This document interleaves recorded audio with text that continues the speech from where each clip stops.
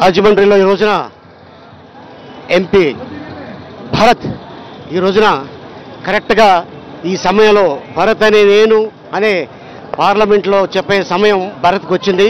అలాగే వారితో పాటు కొవ్వూరు అలాగే రాజమండ్రి రౌతు సూర్యప్రకాశ్రావు గారు, జగ్గంపూడి రాజా, అనపర్తి తానేటి వనిత గారు, నిడదోవలు గోపాల్పురం జిఎస్ నాయుడు గారు, అలాగే అనపర్తి నుంచి డాక్టర్ సూర్యనారాయణ రెడ్డి గారు వచ్చుకున్నారు. అలాగే ఎంతోమంది ఈ రోజున ఈ రాజమండ్రిలో ఇంత జనంతో పాటు చూస్తుంటే నిజంగానే వైఎస్ఆర్సీపీ అధికారంలోకి వచ్చేసిందా అని అనిపిస్తుంది.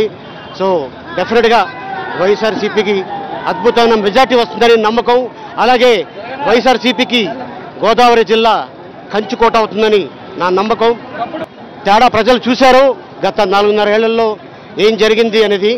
ఎందుకంటే జనాల్లో ఒక ఊపు వచ్చింది.